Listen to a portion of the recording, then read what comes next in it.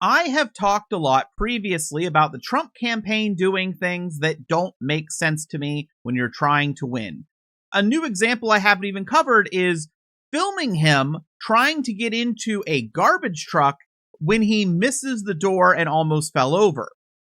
But there is something now happening from his campaign that makes sense if you think about it like it's 2020. Polling has come out about swing states that are, let's say, less than stellar for Donald Trump. And that has caused a lot of conservative media to stop covering polls and focus more and more on crypto betting sites, not even usable by Americans, for numbers instead of polls of Americans. Now, the first inkling that Trump was trying something is he has sued CBS for, if you didn't know, $10 billion. Now, why would Donald Trump sue them for that massive amount of money? Well, I'm going to argue that it's not to win. We'll get there at the end. But his complaint is that it was unfair that they had Kamala Harris on 60 Minutes and they must have edited it and made her look too good.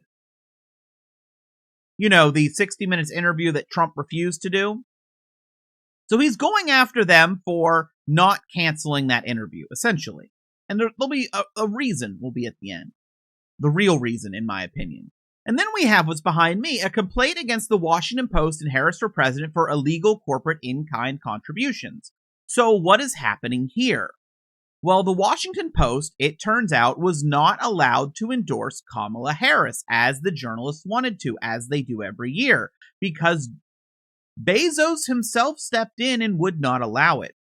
This caused them to lose over 250,000 subscribers. That is a massive amount of money. So the Washington Post, of course, like most news orgs, they buy advertising. So they increase their advertising buys to try to get more subscribers. That makes sense. But their coverage, and the coverage people pay for, is positive about Kamala Harris, and it's not very positive about Donald Trump. And you could argue whether that's accurate or not. I'm sure the Washington Post would argue there just isn't positive things to cover when it comes to Trump. The Trump campaign is now claiming that those ad purchases for their journalists giving stories on the election are actually illegal corporate in-kind contributions because they are positive to Kamala Harris. Mind you, the increase in the ad buys is because Jeff Bezos was trying to keep Trump happy. Now, both of these I don't think have any merit at all. This FEC complaint, I think it goes away. The $10 million lawsuit against CBS, I think that evaporates shortly after the election. So why is he doing it? Because the Trump campaign can point to these and go, look, the media must have rigged the election, and make false election claims. Thinking back to like 2020, this feels like to me the Trump campaign is preparing for a loss. Whether they think it's just a possibility or whether their internal polling is showing them that it's almost an inevitability, they're preparing.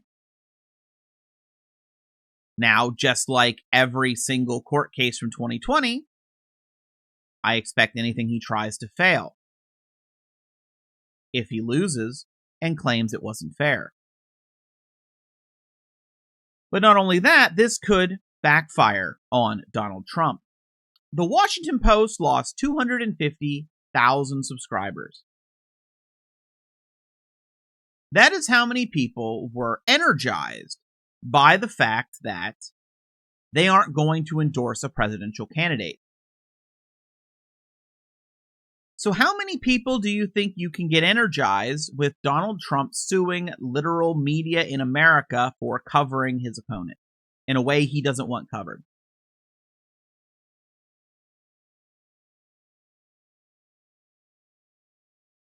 It could just help Kamala. But I still understand why they're doing it if I'm going through the lens of 2020 and they aren't caring about how the actual election results are.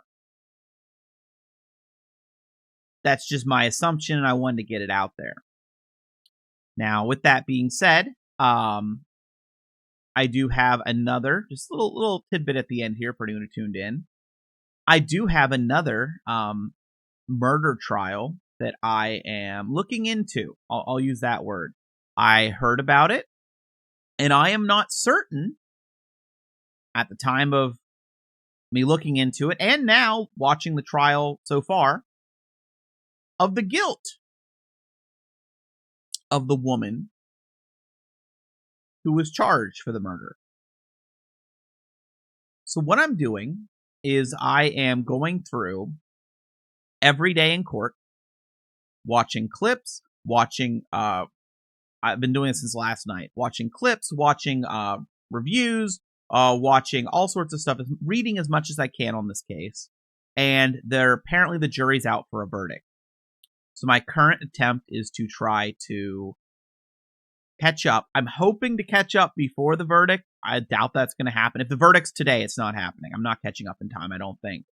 But if not, I'll just do one whole video all the way to the end. I am reacting and like writing notes, and not reacting in real time, but I'm writing notes in real time about my thoughts as I go through. And at this current time, I'm multiple days into the trial, and I'm still not sold. That could change.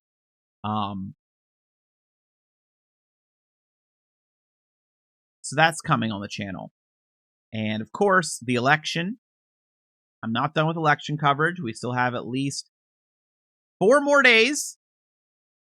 And I mentioned this in a video for I covered last night, a long video, 3 hours long, so I'm sure a lot of you didn't watch it. At the very end, I mentioned that on the 6th of November, which could be a very eventful day, I do have a game launch that I'm going to play.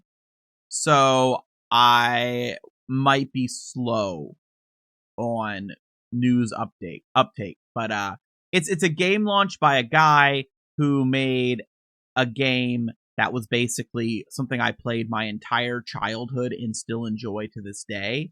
So I am very interested in playing his new game. So at the very least, it'll be a nice stress reliever for me after the 5th.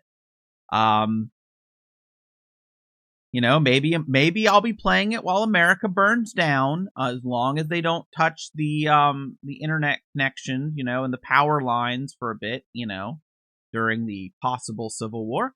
I'll get to enjoy a little bit of it before chaos reigns. But we'll see. A lot of this in the election is up in the air. Looking at polls personally, and I'm not a pollster, but I've you know, like I think everyone, you follow the polls, right? If you follow politics, you follow the polls, or you at least look at them. I think that Harris is doing well. I think that if anything, she is underrepresented in the polls. And the reason I say that is I think there's going to be a massive amount of women who just aren't going to show up on the polls, that maybe even normally vote conservative, going the other way. That being said, there is a young men like Andrew Tate style growth in the young male population, you know, 18 to like 20, around there. They're not going to show up in polling either, in my opinion, very well. Current polling methods don't poll young people very accurately, in my opinion. So, kind of up in the air in a lot of ways. But polls, I think, right now are very favorable to Harris, and I think that the Trump campaign feels the same way. And that's why we're getting actions like you see behind me, where they're getting ready to lose, right? At the very least, what this is something that Trump can lose, blame the media, and then if he doesn't try his normal stuff, maybe he won't say the election was stolen. Maybe he'll just say it was unfair because of the media and like sail off into the sunset that way. And by sunset, I mean a Russian sunset as he flees the country.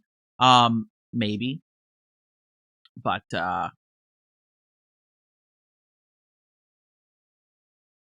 don't know. I don't think this helps him. I don't think it helps him win, right? I think it helps his ego. I think it helps the ego of MAGA. And maybe it'll energize some of them to go vote, but I feel like they already were energized. So it feels like an ego thing